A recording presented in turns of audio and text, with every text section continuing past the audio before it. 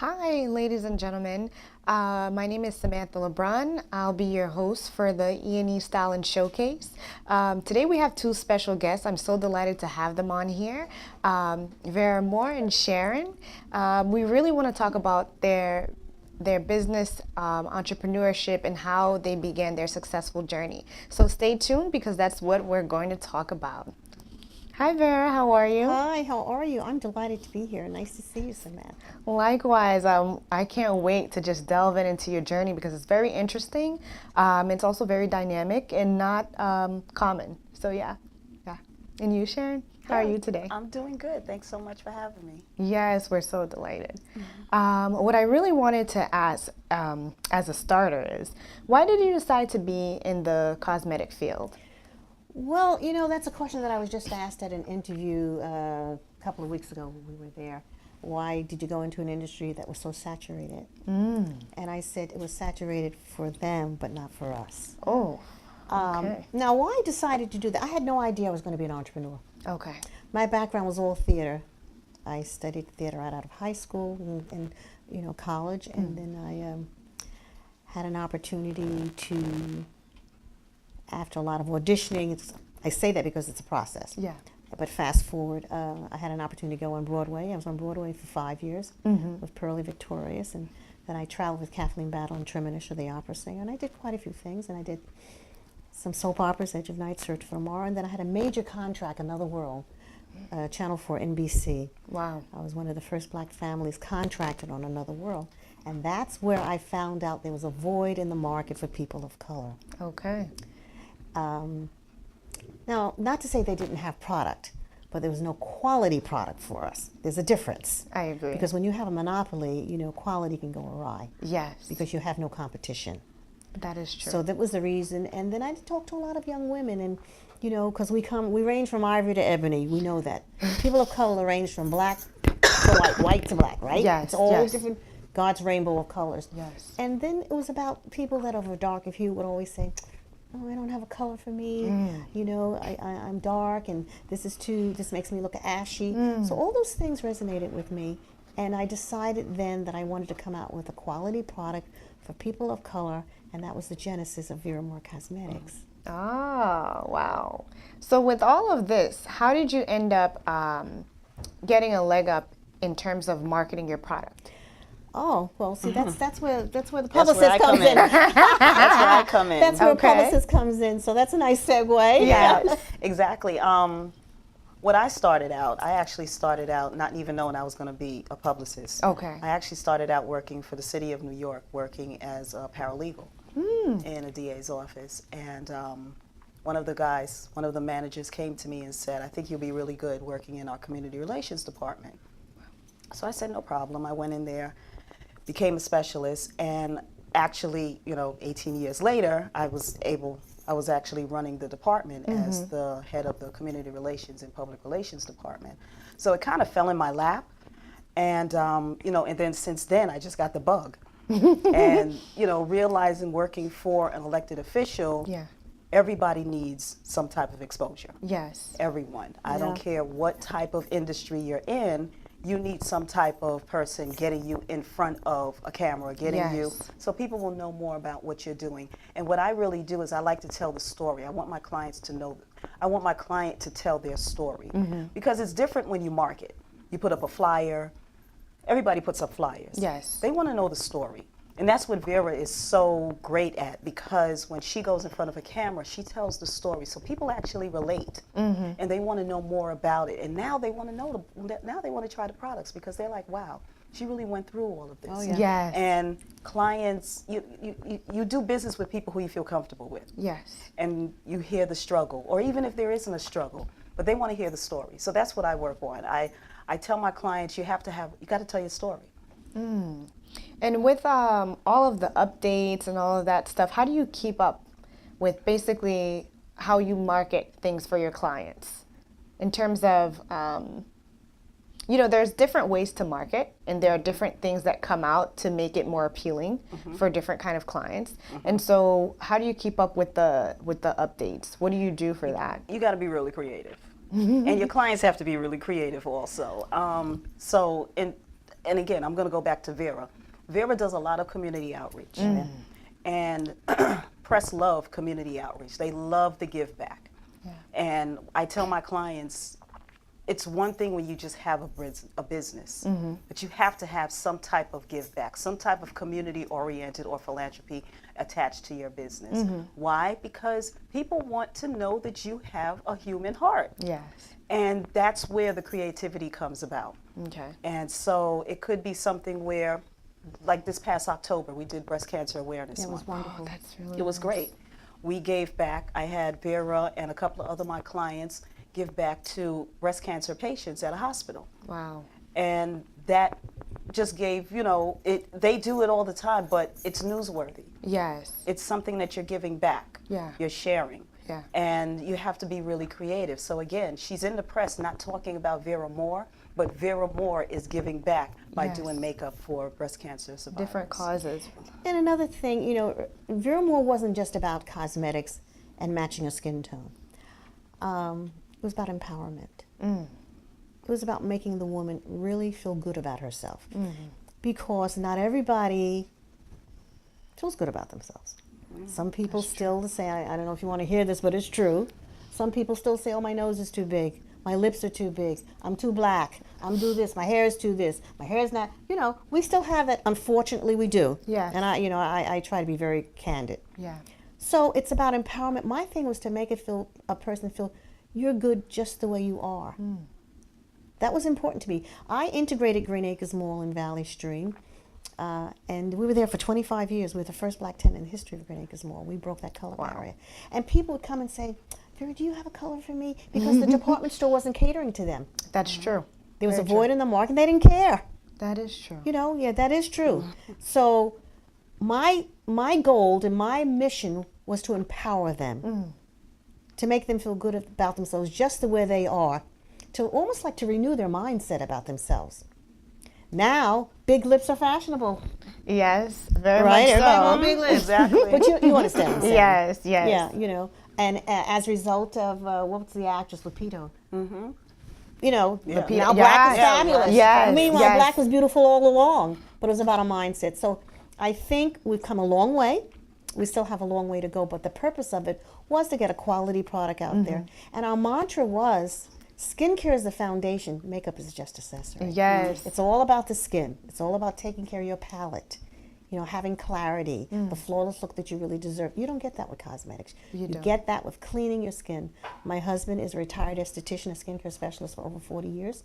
My daughter, Consuela, is a licensed esthetician for 12 years. So I think that's the way, let me stop saying I think, I know. I know that's the way we were able to survive. And I say survive because we were green, we were a new company. But we gave them something that major conglomerates weren't doing. You go into a department store, and if they found a color for you, they say, okay, buy this, cover it up, this is good. And that's it, yes. We didn't do that. We didn't advocate, buy the foundation, cover up the, Now this is going to make you laugh. I'd say, lady, that is not a mole, that's a blackhead.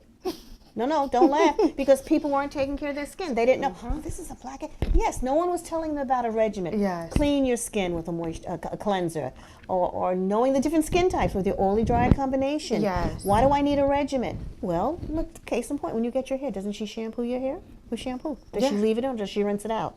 She rinses it out. Exactly. And she gives you a moisturizer. Yes. Right? She puts you underneath the dryer for deep conditioner. Well, that's a regimen. Yeah. When you get your nails done, you get a base coat. Right? Yes. The color on the top coat, that's a regimen. Well, that's what you need for your skin. So we were there to educate. And not only to educate, to train. Yes. Because we wanted them to take away how to do this. Yes. So this is why I think we survived the challenges of a brand new company, because we taught them. We didn't just say buy the product. We showed them the benefit, the features, and it worked. Yes. They saw the results of the product working for them. Oh my God, I have clarity. It looks a little better. Yeah, because they didn't know what exfoliation was. What do you mean by exfoliate? Why do I need a serum? Well, I'm oily. Why do I need a moisturizer? I'm oily. Well, you don't want to be greasy. You want to be supple. There's Exactly. a difference. Yes. Well, that's yes. all training. That's all training. So that's definitely the reason why I did it. And I'm so proud that they were willing to receive it in the spirit that it was given. Yes. That a regimen is necessary. So I think that had a lot to do with our longevity because we taught, we trained, and we loved. We loved. That was important, and they felt good about themselves when they come up to the counter in Green Acres Mall, and there was a black woman looking at themselves, reflection of themselves. Yes. That's very, very important. That's empowering. Yes. Right. You know, so and that was, we were there for 25 years, so I'm very proud of that, and we've grown, we've come a long way. You know, we're now national in Duane Reade, Yes. Walgreens stores, and in a section called the Look Boutique. You know, Duane Reade is a drugstore. But what they did was they took a section within their store, and they renovated it. They had a new initiative, make the store look like a department store. It's very Yes, upscale. it is. And they're called Look Boutiques. So we're in all of those Look Boutiques. And That is good. yeah, so we're excited about it, and we need their support. And with the help of Sharon, we were able to get the word out even more.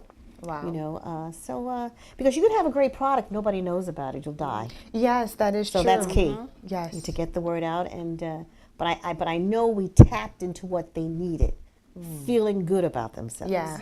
You know, don't buy the lipstick, buy a moisturizer. Don't buy the mascara, buy a cleanser. Wow. Exfoliate. Wow. So I know that's why we are successful. Yes, I would agree because people want, they want to feel like people care, and they could kind of tell when you just put out a product, you don't really emphasize the importance of why you need it and take the time to explain the steps. So I would definitely agree that contributes a lot to someone's success. And to show them how to use it. Yes, Because you can yes. tell somebody, but then when they get the product home, they don't know what to do. And they can call us anytime, VeraMarCosmetics.com. I bought this, I don't know. We don't leave a customer a longing to find out how to use it. Yes. Explain to them how to use it and why they need to use it. You know, so I think that's really good. Yeah. And so knowing that you always have Sharon alongside of you, what would you say you look for in a partner if you were to do business with them? okay, for a partner, whether it's a publicist or, I mean, a partner, whatever, a person that you can collaborate with, they have to have the same vision. Absolutely. Vision is important. Vision is everything. Yes, Vision exactly. is everything. They have to see where you desire to go. They have to see or understand that you want to step outside the box. They have to know, it's a marriage. Right. Yes, that's true. That's what it is. It is. It's a, isn't it a marriage? Yeah. And you know, you have and another thing, I don't want a yes person around me. That is very true. You know, we don't have to agree all the time. Doesn't mean she doesn't love me, or vice versa. She has to tell you no sometimes. Exactly, exactly. So I think that's what you need when you have a partner, no matter what it is. They have to understand your vision. And they have to be positive. You want people that are positive around you. Yes, you do. You know. And they want to grow also. Yeah. Yes. They also want to grow, because if you have someone that, okay, we're on the same vision, where, you know, I'm pushing her and doing whatever, but I'm not pushing myself, then how is that helping the overall yes. situation? And it's not. So they also have to have that mentality that they want to grow as well. And another thing, people have to learn how to share, don't you think? Yeah, definitely. Absolutely. She shares all the time. Yeah. We share like, Yeah, Crazy. I think that's important. It's important to really share. If you see something that's not for you, this is about, and this still gets back to empowerment. Let's say something comes up and it's not for me. That's true. Share it with someone else. Yes. You know, we know, well, it's not for me, so I'm not going to tell anybody. Come on, stop it. right. Wow. Right? No. It's completely right, because in order for you to receive, you have to really give. Exactly. And when you think of, like, let's say you were putting your hands out to receive. Yes. Basically, your hands are also open Yes, to give. exactly. And so it works both ways. No one's gonna, people can feel when you're just not honest and when you want to keep everything to yourself. And when you want to keep everything to yourself, that's when you lose it, you Right. know? And you don't grow. Yes, And you reap what you sow, exactly. forget it. Right? Yes. You reap what you sow. Yes. And then when you grow, you have to know all different types of people. Diversity is key to success. Oh, Absolutely. yes. Yes. Whether it's diversity in talent, it's very, very important, because that's how you step outside the box. That's how you meet new people. Right. Right? Exactly. Yes. So if you stay in your own little hubby, You're not cubby, growing. cubby, you're not growing. Yes, you got to get outside of your comfort zone. Exactly. And you Because, can't be the smartest one in the room. oh, You're in that's the very wrong bad. room. Wrong Yes, room. that's very bad, right? Oh my God. Then you've Right? outgrown this crowd. Yeah, forget it. Yeah. Because who's going to pour back into you for you to know and for you to elevate yourself? Absolutely. So I And can you agree have with to be that. willing to take constructive criticism. Oh, yes. Oh, that's a big one. Yeah, Especially yeah. if you're prideful, you know? Yeah, well, Yeah. pride will kill you. Pride will Pride, kill your you. ego, Yes, everything. yes. Yeah, you have yes. to be able to say, you know, you know, I accept that in the spirit that it's given. Because That's true. But that's the relationship again. Right. You have to know that people are giving you constructive criticism. They're not just criticizing you. Yes. And you have yes. to trust. There's the trust. Yep. Those are the That core is values. true. Some trust, some integrity. Yeah, respect. Those are all core values for anything to grow, you know. Yeah, I couldn't agree more with that. I would say I wanted to ask. Well, throughout this journey, since you did say you conquered a lot of obstacles throughout your way. What would you say was your biggest obstacle, and how did you overcome that? Well, there were many obstacles because you're going into a major market that's run by conglomerates. So there are many. One of the obstacles was breaking the color barrier in Green Acres Mall. You know, as I said, I mortgaged my house to do it. That's an obstacle. Kidding. If you Yeah. don't pay the loan back, you lose your house. Yes. And then waiting 3 years to get into the mall. Wow. And there's a lot of disappointments on the way, but you don't let them be a deterrent. And case in point is this. I was supposed to go on the first floor in Green Acres Mall. After the 3 years, they changed management and certain things had changed. And then they said, well, you can't go on the first floor. We're going to put you on the second floor. Well, the second floor was a food court. Yeah. You know, Yeah. after 3 years of waiting, And then doing give you- everything, they give you the, well, did I take it? Did I take it? That's the big question. I did. Okay. And why did I take it? I'm looking right into the camera. Why did I take it? Because I wanted to break the color barrier. Wow. That's why I took it. You had determination. I would have gone on the roof just to break the color barrier. Wow. To be the first black tenant in the history of Green Acres Mall. Now, why did I do it? It wasn't about ego because, I mean, listen, ego doesn't play when you got to pay the rent, you pay your Bills. mortgage, you got to pay back the loan. It was about making people feel good for themselves and to build a legacy. For someone to look back and say, my God, Vera did it. I can do it too. Right. Wow. So that's very important, you know, and I mean this sincerely, for people to come into that mall and say, oh my God, there's a black girl in the mall. No, this is serious. This is the same thing that was on the soap opera. We're the first black family on Another World. This is major television, Channel 4, Wow. NBC. Yes. That was the time, and I'm going to make you laugh now, where you saw a black person on TV. You say, Mom, come quick, there's a black girl on TV. And by the time your mom got from the kitchen to the living room, bam, you're gone. It was gone. Yeah, they didn't show you much. And that was true. It's different now. Yeah. But somebody has to be a trailblazer. Yes. Somebody has to pave the way. So when I look back at that, I am so proud. Wow. I really am that I had the fortitude only through the grace of God. And I mean that sincerely. Because did I get, you know, sometimes I was a little, oh my God, am I going to do this, you know? Yeah.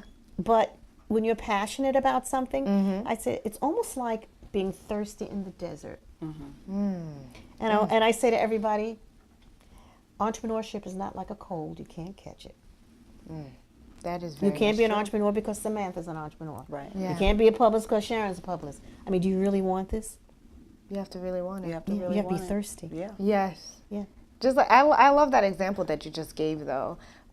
Basically, it's like being in the desert and you're thirsty. You're gonna keep looking until you find it. Otherwise, you're just gonna faint. You know. And it's self-inflicted pain. It's your call. It's your choice. No Wow. one forces you to be an entrepreneur. So this is what you want. It empowers you. And it's economically empowering. It's nice to get up and own and control your destiny, isn't it? Absolutely. Yes, it is. Absolutely. Yeah.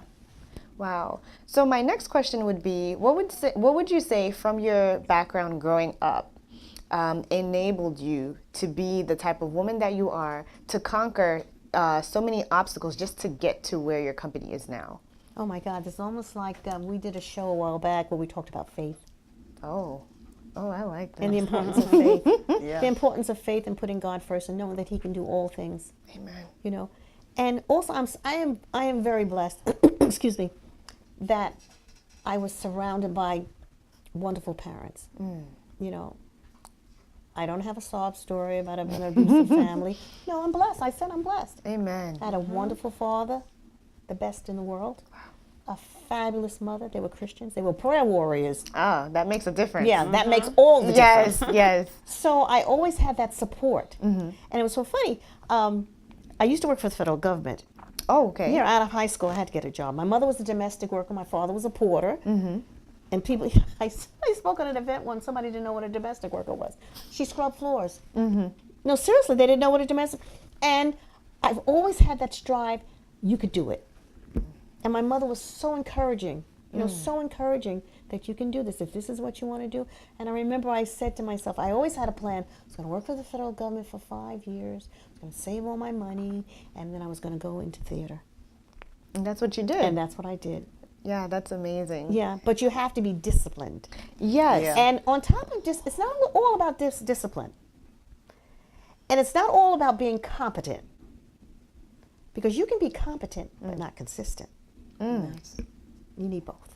I like this message. I feel She always gives the message. yes, Yeah. right? It's what people need to hear. And you have to be honest when you give the message. No one wants to sit down and say, oh, yeah, I heard that. No, you got to be honest. If you don't want to be an entrepreneur, it's fine. Not everybody can be an entrepreneur. Yeah, right. Listen, sometimes, look, I wish I was getting paid every Friday. No, I'm being serious. Yeah. So it's not for everyone. Yeah, But if it's for you and you really want it, you're gonna go after it. you can You're do going to go this. after Yes. it. You'll be Do successful. this. Yeah. Yeah. Because once you stay consistent and you just have the belief and the faith and the support, you'll make it. I agree. No, because I noticed that a lot of people, especially they call us the millennials,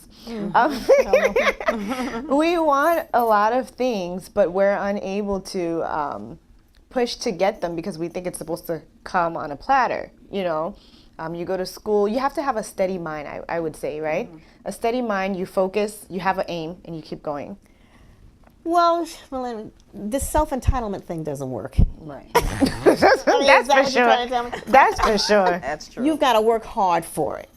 Really. And I think theater also prepared me for being an entrepreneur because in theater there's so much rejection. You go audition, you're on the Broadway stage, you're on Broadway, and there's producers outside, and you sing your little 3 notes, and they'll say, you're not what we're looking for. All right, so do you die? Do you cry? Do you have a pity party? No. You get up, you go back to work, and you study, and you go for another audition. That's what it's all about. You do, you rehearse for 6 months, then you go out of town for previews for a Broadway show. You come back, it closes opening night. Right. That happens. Wow. That's life. But see, that gave you the strength. That gave you know how to deal with rejection. How to look it right in the face and say, okay, you dust yourself off and you start all over again. And you keep going. And you keep, that is the same thing you have in entrepreneurship. In entrepreneurship, Yeah. You're not going to 'Cause get you're every not- contract you go out. You're not going to get Right? everyone. True. You're going to act like you're going to think you got it. They're going to make you think you got it. And then you turn around and, And you you don't don't get get it. it. You don't got You it. don't got it. So what do? You sit there and That figure is it so out and true. regroup and then keep it moving and go for another one. Wow. You have a I pity can't party tell for you. a minute. Exactly. I can't tell you how many interviews that I've thought I've gotten, and then See? it doesn't work Yeah, out. because you think you did great. Yes, and then And you're then you just turn around. and it didn't work out. Sometimes you do great. Yes, But it's not for you. Right. They might not want you for that part. Come on, let's get real here. Sometimes you do great, more than your supervisor does. Exactly. But it's not for you. amen. So that's where you have to have the confidence in Right. yourself. That's where the empowerment comes. I Okay. mean, why did they wait 3 years to put me to finally come to Get in grips the- with that, and then we don't have a space. You want to go on the second floor in the food court right opposite French fries and lipstick. That's reality. Wow. But you have to know who you are. Wow. You have to be able to stand in your own shoes, no matter where you go, no matter what the circumstances are. Oh you my know, gosh. right? Yes. No, I totally agree. You just have to know who you are, make up in your mind, know it's going to be a sacrifice. Nothing is easy. Yes. Nothing's on a silver platter. And go for it. Well, you have such a strong message, and I want people to be able to follow up with you. So where would people be able to find more about you? Well, you can find more about Vera Moore in www.veramoorecosmetics.com. Please go on our website, veramoorecosmetics.com. Yes, and then you, Sharon? Yeah. They can find me also on Netstruc PR. That's Okay. NETSTRUC PR.net. Okay. Well, ladies and gentlemen, we thank you so much for being able to participate with us on the show and just pretty much enjoy this wonderful conversation about Vera Moore and Sharon and their story. And so to stay tuned, follow us on our Instagram at KMC Productions. Again, that's KMC Productions, and we'll see you soon. Thank you.